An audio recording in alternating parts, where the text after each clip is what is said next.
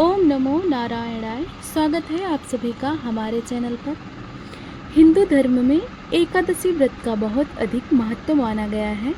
हर साल कुल 24 एकादशियां आती हैं, लेकिन जब 3 साल में एक बार अधिक मास यानी मलमास आता है तो एकादशियों की संख्या बढ़कर 26 हो जाती हैं। अधिक मास के शुक्ल पक्ष में आने वाली इसी परम पवित्र एकादशी को हम पद्मिनी एकादशी या कमला एकादशी के नाम से जानते हैं।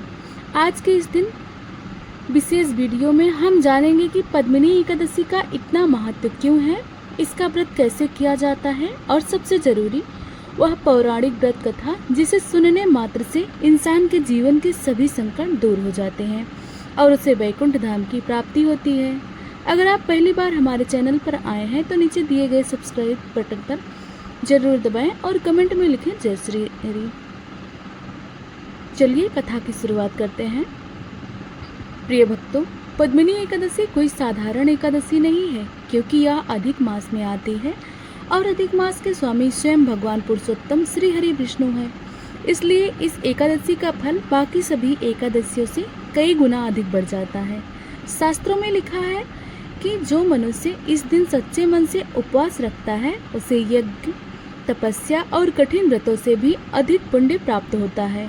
यह व्रत व्यक्ति की सभी मनोकामनाएं पूरी करता है, संतान सुख देता है और अंत में मोक्ष की राह खोलता है। आइए आप सुनते हैं पद्मिनी एकादशी की वह पावन कथा जिसे स्वयं भगवान श्री कृष्ण ने धर्मराज युधिष्ठिर को सुनाया था। यह बात त्रेता युग की है। महेशमतीपुरी में कीर्तवीर्य नाम के एक अत्यंत प्रतापी राजा राज करते थे। राजा के पास सब कुछ था, अपार धन दौलत, बड़ा साम्राज्य, वीर सैनिक और अत्यंत सुंदर रानियां। लेकिन राजा के जीवन में एक बहुत बड़ा दुख था, उनकी कोई संतान नहीं थी।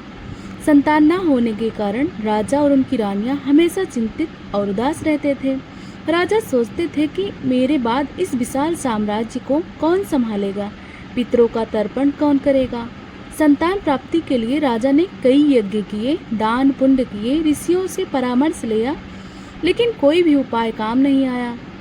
थक हार कर राजा कीर्तवीर्य ने राजपाट को मंत्रियों के भरोसे छोड़ दिया और तपस्या करने का निश्चय किया।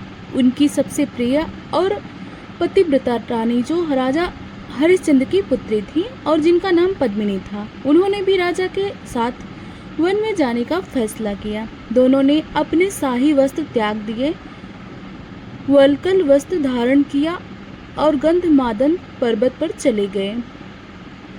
वहां राजा कीर्तवीर्य ने हजारों वर्षों तक घोर तपस्या की। उन्होंने अपनी देह को सुख दिए, केवल वायु पीकर रहे, लेकिन फिर भी भगवान प्रसन्न नहीं हुए और उन्हें संतान की प्राप्ति नहीं हुई। माता अनसुईया और रानी पद्मिनी राजा को इस तरह दुर्बल और असफल होते देख रानी पद्मिनी बहुत दुखी हुई। तब रानी पद्मिनी सती अनसुईया महर्षि अत्रि की पत्नी के पास गई। रानी ने माता अनसुईया के चरण छुए और रोते हुए कहा, हे माता, मेरे स्वामी ने संतान प्राप्ति के लिए 10,000 वर्ष तक कठिन तपस्या की है, लेकिन फिर भी भगवान नारायण प्रसन्न नहीं हुए। कृपया मुझे कोई ऐसा उपाय बताइए जिससे भगवान विष्णु खुश हों और हमें एक पराक्रमी संतान का वरदान मिले। सती अनसुईया ने रानी पद्मिनी की व्याकुलता को देख और अपनी दिव्य दृष्टि से सब जान लिया। उन्होंने मुस्कुराकर कहा, हे कल्याणी, तुम उदास मत हो। हर 3 साल में एक बार मलमास अधिक मास आता है, जो भगवान पुरुषोत्तम को अत्यंत प्रिय है। इस मास के शुक्ल पक्ष में एक महापुण्यमयी एकादशी आती है जिसका नाम पद्मिनी एकादशी है। यदि तुम इस एकादशी का विधि विधान से व्रत करोगी तो भगवान विष्णु अवश्य प्रसन्न होंगे और तुम्हारी शूनी गोद भी भर देंगे। सती अनसुईया के कहे अनुसार रानी पद्मिनी ने अधिक मास के आते ही पद्मिनी एकादशी का व्रत अत्यंत श्रद्धा और नियम के साथ रखा। उन्होंने 10वीं तिथि से ही नियमों का पालन किया। एकादशी के दिन निर्जला उपवास रखा और रात भर भगवान विष्णु के भजनों का कीर्तन किया। रानी की इस कठिन साधना और भक्ति को देखकर भगवान विष्णु अत्यंत प्रसन्न हुए। वे गरुड़ पर सवार होकर प्रकट हुए और बोले, हे देवी पद्मिनी, मैं तुम्हारे भक्ति और इस एकादशी व्रत से बेहद प्रसन्न हूँ। मांगो, क्या वरदान मांगना चाहती हो। रानी पद्मिनी ने हाथ जोड़कर भगवान को प्रणाम किया और कहा, हे प्रभु, मेरे स्वामी वन में संतान के लिए तपस्या कर रहे हैं, आप उन्हें ही वरदान दीजिए। भगवान विष्णु राजा कीर्तवीर्य के पास गए और बोले, हे राजन, तुम्हारी पत्नी पद्मिनी ने मेरे प्रिय एकादशी व्रत को बहुत ही निष्ठा से किया है।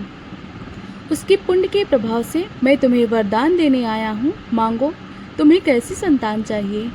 राजा ने कहा, हे जगत के पालनहार, मुझे एक ऐसा पुत्र चाहिए जो सर्वगुण संपन्न हो, तीनों लोकों में उसे कोई हरा ना सके और वह केवल अपने हाथों ही पराजित हो।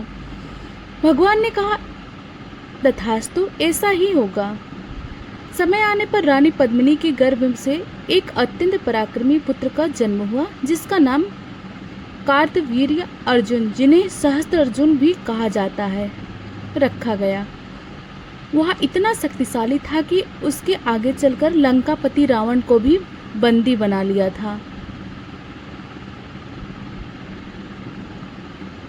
प्रिय भक्तों, पद्मिनी एकादशी की व्रत विधि है।